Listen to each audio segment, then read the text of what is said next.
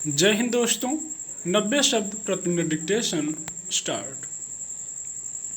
भारत अगर एकल उपयोग वाले प्लास्टिक पर प्रतिबंध लगाने में वाकई कामयाब हो पाया तो यह दुनिया के लिए भी एक बड़ी सफलता होगी। एलईडी बल्ब का उपयोग बढ़ाकर और पेट्रोल में पर्यावरण अनुकूल जरूरी सुधार के बाद भारत जिस गर्व का एहसास कर रहा है उसमें आने वाले महीनों में इजाफा होने वाला है। देश में लगभग 19 तरह के प्लास्टिक उत्पादों पर प्रतिबंध लगाकर सरकार ने निस्संदेह सराहनीय काम किया है। एकल उपयोग वाले प्लास्टिक का इस्तेमाल अपने उत्पादों में करने वाली कंपनियां समय मांग रही थीं उन्हें, लेकिन समय न देकर सरकार ने जिस दृढ़ता का परिचय दिया है वह आने वाले दिनों में भी बनी रहनी चाहिए।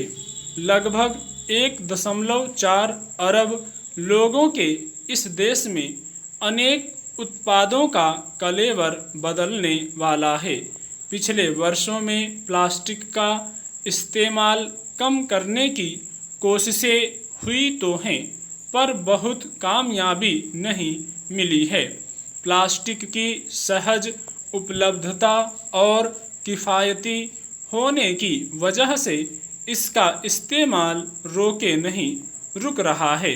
बीच में प्लास्टिक बैग पर कुछ लगाम लगी थी, लेकिन अब फिर इसका इस्तेमाल पहले की तरह दिखने लगा है।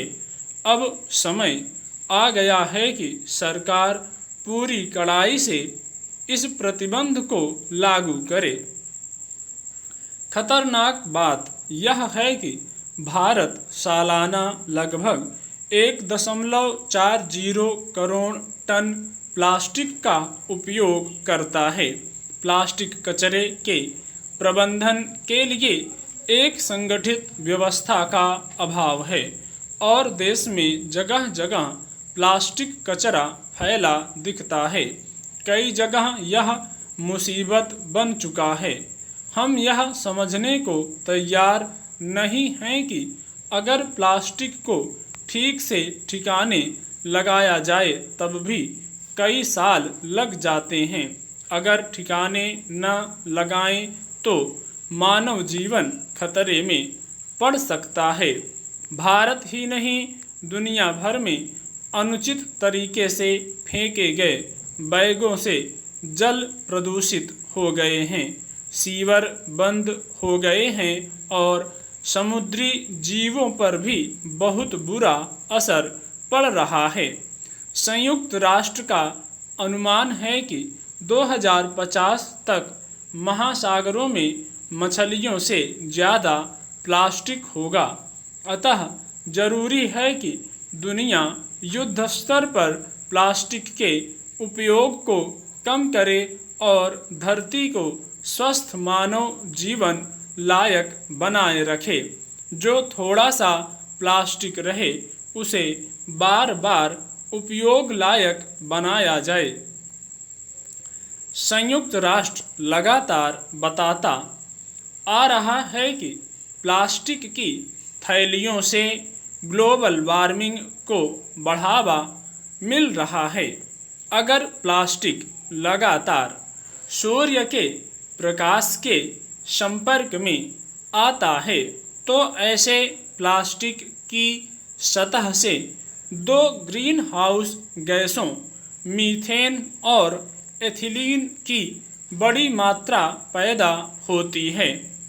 21वीं सदी की शुरुआत से ही हल्के प्लास्टिक बैग को चरणबद्ध तरीके से समाप्त करने की दिशा में एक वैश्विक आंदोलन चल रहा है। दुनिया भर की 90 से अधिक सरकारों ने सिंगल यूज प्लास्टिक के उत्पादन को प्रतिबंधित कर दिया है। एशिया में बांग्लादेश ने इस दिशा में सबसे पहले साल 2002 में कदम उठाया था। स्टॉप।